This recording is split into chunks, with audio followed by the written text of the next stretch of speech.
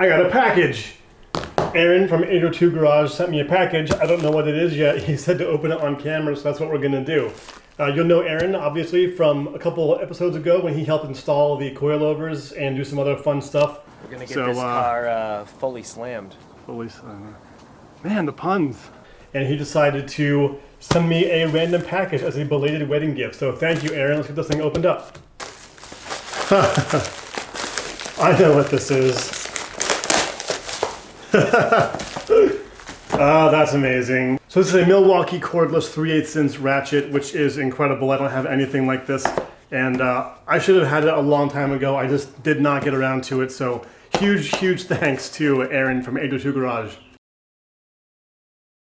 So it's October 2019. I've been getting quite a lot of comments and DMs and even emails asking what happened to the car. Do I still have it? Where are the updates? What's with the channel? So I'm doing a quick little update here to kind of talk about where I've been the last 6 months and what happened to the car. Do I still have it, etc. Yes, I still have the car. I did blow the engine at the track.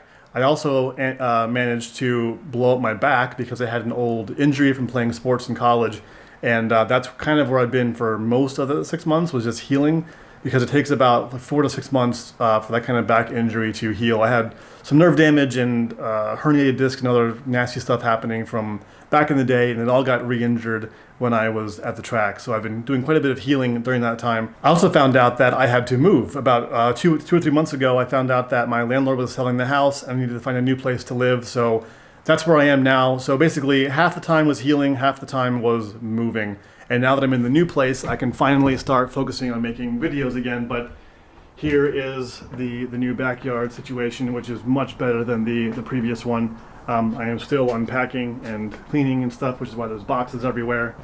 So ignore that stuff. But as you can see, I do still have the Lexus. I do still have my Talon. I do still have my Bricklin. It's in the garage over there. But as you can see, the garage upgrade is substantial. I am going to be cleaning all of this up because my last garage was a mess, and I'm not going to let the garage here do the same thing. But you know, this garage will be much better for videos going forward. Much better lighting. I even have like a built-in shop light. The Lexus fits. I'm actually going to put the Bricklin fits. I'm actually going to put the Lexus in here next to it, so I can be indoors for once instead of having to be outside all the time under a tent. But as you can see, the Lexus is still here. It's still with me. It still looks exactly the same as it did 6 months ago when I blew up the engine. Back here, we have the block to the LS engine out of the Lexus. It needs some work. I'm actually going to go over what happened to the engine right now. So I actually, about maybe in July, filmed a teardown of the engine, but I never put the video up because of all the stuff that was going on. So I'm going to go through the engine teardown right now, and then that way you'll kind of see what the damage was and all that kind of fun stuff. So let's go through that right now. Well, I haven't seen this in quite some time, maybe like a year and a half since I've had the engine permanently installed in the engine bay. And now it's over here. I just took it out. It wasn't too bad. It was just 4 bolts for the exhaust, 4 bolts for the radiator, just undoing some oil lines for this guy right here, the 2 down there, and then just my wiring harness, and then the transmission bell housing, and that was it. Pretty simple. Oh, and radiator hoses. Other than that, got it out not too bad by myself. I decided to leave the transmission installed because that's just an extra thing to get out. I don't know how I'm going to get it reinstalled with the engine, but that'll be in the future once I figure out what's wrong with this guy. So that's what we're going to do right now.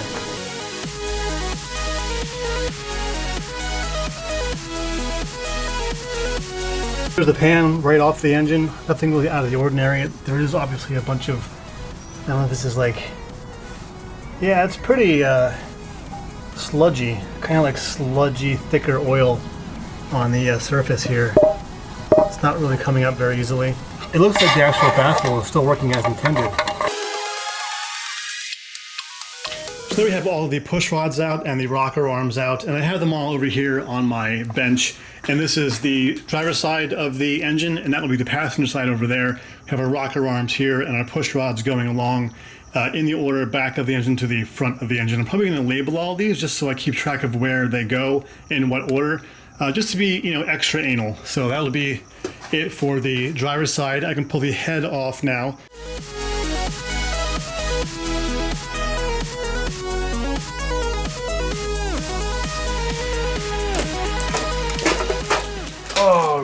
gross. Oh, nasty. I don't know why I wasn't prepared for that. Okay. Well, there's the head. Looks fairly normal as far as combustion chambers go. So here we have the head off the driver's side of the engine. You can see our flat top pistons, which only come on a 4.8 engine. Our plastic lifter trays are up here. Nothing really out of the ordinary. You can check out what the wear looks like on these cylinder bores. There is still some cross hatching that is in place. You can see it right here. But this is, I can definitely feel like a lip right here on whatever this is. This is supposed to be a 40,000 mile engine. I don't know enough about LS engines to know if this looks like a 40,000 mile engine. Obviously, I broke it, but maybe somebody out there watching can tell me if this looks like normal wear for this mileage engine.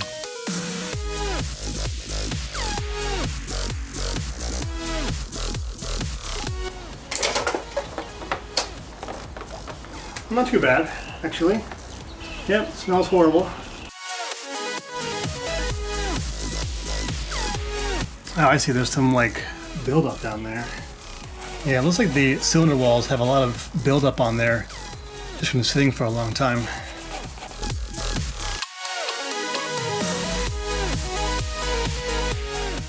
For my amateur tip of the day, if you're trying to get your crank bolt out and it is spinning the entire crank, just take a piece of metal like this, drill 2 holes, and attach the crankshaft down there to the block itself, and that keeps the engine from turning.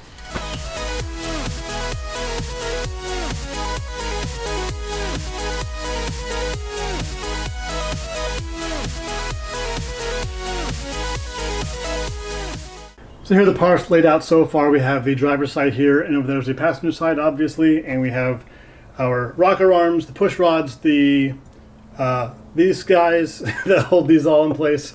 Then we have the cam here, and the cam, to my untrained eye, looks pretty good. There's no real signs of wear. There's some dirt and stuff in here in some places, but for the most part, it looks completely fine and clean. However, if you look at the actual bearing itself, you can see that the copper layer has started kind of showing through. If you can see that. So there's definitely oil starvation happening on the cam as well. It just didn't get as bad as the crankshaft, I assume because this spins at half the speed. The oil pump looks completely fine. I really don't see any wear or anything that would make this look like it's failing in any way.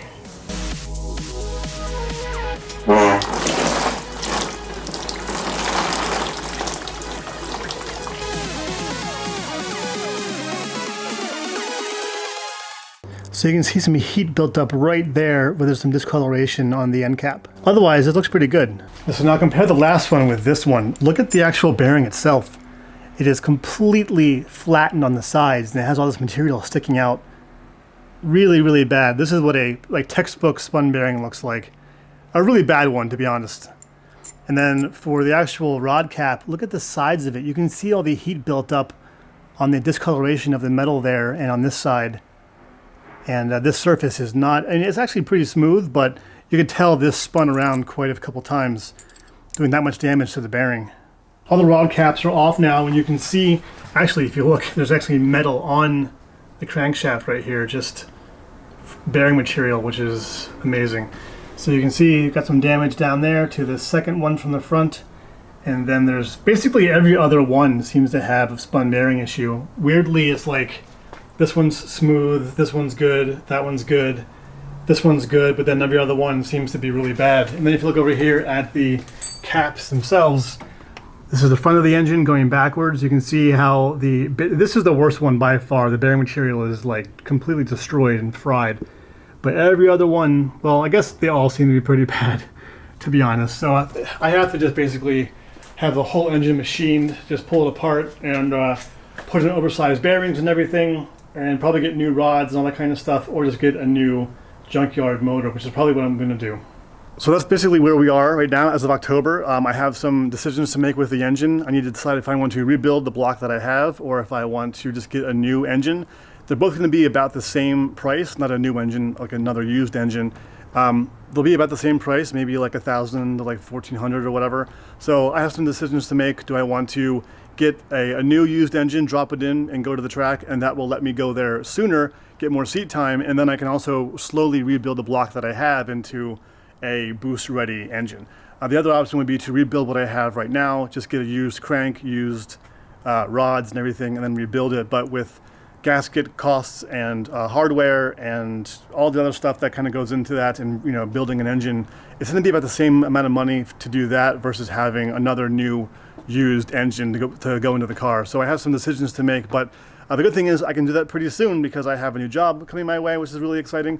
So anyway, that's all. That's the update. Hopefully I answered some questions and everyone knows kind of where I've been. So thank you all for watching and being the most patient people ever and not unsubscribing to my flaming mess of a channel.